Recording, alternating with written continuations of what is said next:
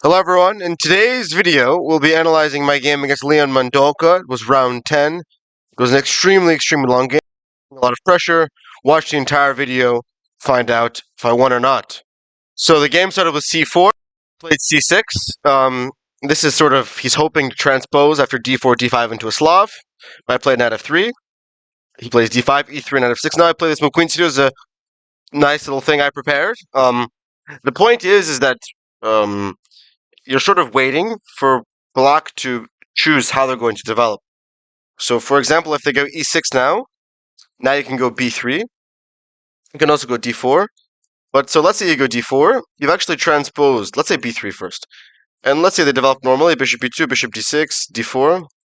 The point is that now you haven't, first of all, you can choose to bring the knight to c3 or to d2, and you can also choose to bring the bishop to e2 or d3.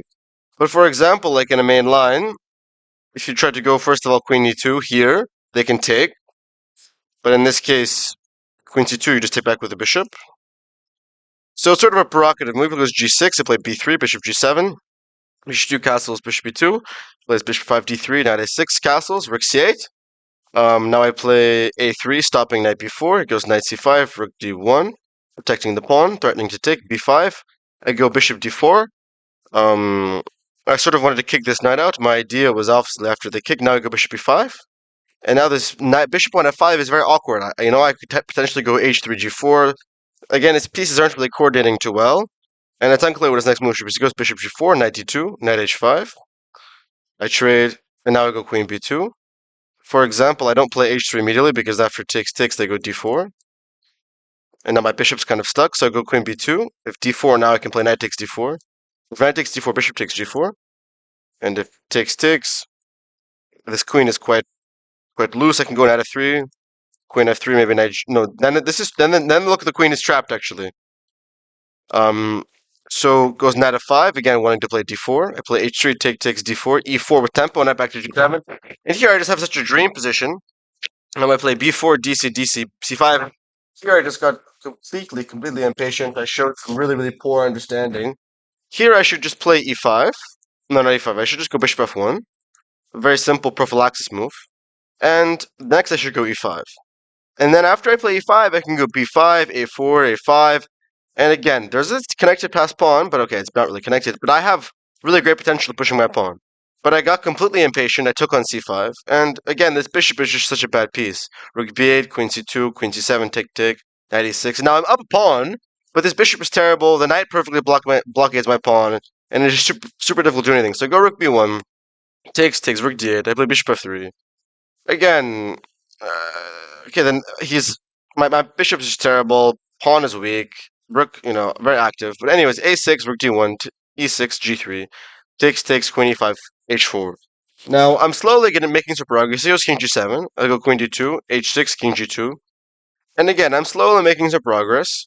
h5, king h2. My idea is to play bishop here and f4, e5, and to sort of open up my bishop, king f8, queen e3, king g7, bishop g2, queen d6, e5, f4. This was a bit of a mistake. I should have been a bit more patient here. But again, it's quite difficult. I'm not really sure what I'm supposed to do. Um, I thought, I guess I have to go f4, knight, queen a5, king h3, queen b6, bishop 3. I'm threatening. I want to play g4, h5. That's the only way to break through. Queen c7, g4 takes, queen b6. And here I probably should have played h5, takes, and then king takes.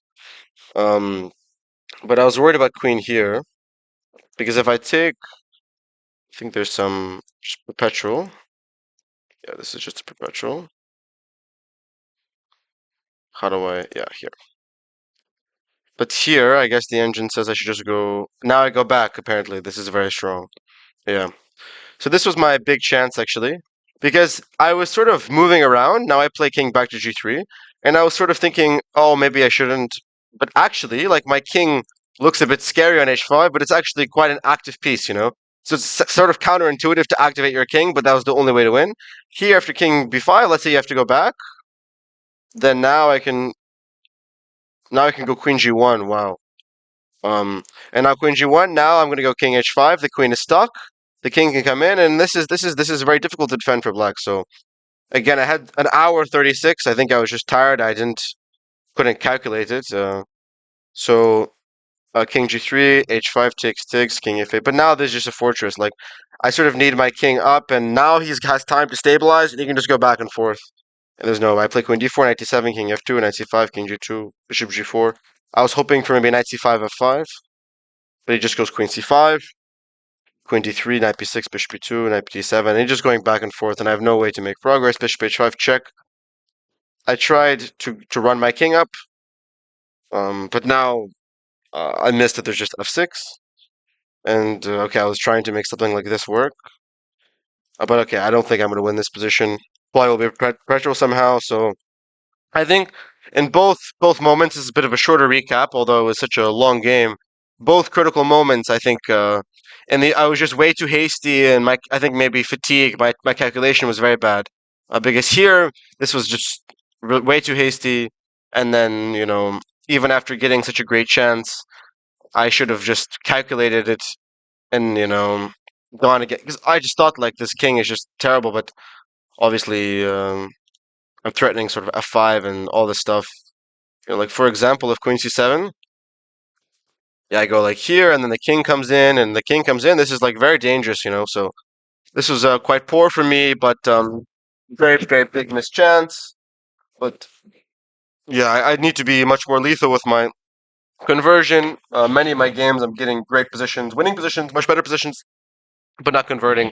So perhaps it's a sign of fatigue. I've had a cough for like a couple of months, but again, there's no excuse. Um, since now, if you look at the standings, see, let me move my camera a bit over here. I'm currently in a super embarrassing seventh place. Absolutely horrendous. I'm getting challenges. Obviously, first place is at 7.5, which is possible to catch. But with two or three wins, I can place in the top three places and try to recover some ratings. Still 3 games left. Um, hope you guys can see. In the last 3 games, next I have black against Stefan Bukema, the lowest seed with black. Then I have white against Korobov, and then black against Latasa. So we'll try to win at least 2 games out of these 3 and regain some rating. Thank you guys for watching this recap. It's been a very disappointing tournament so far, full of many, many mischances, but that's just a sign of that there's a lot of potential, but still a lot of work to be done to unlock that potential. So thank you again for the support. Like, comment, subscribe. Check out the Substack for the exclusive recap and Q&A if there's any questions you want to ask. Again, thank you for watching and have a great day.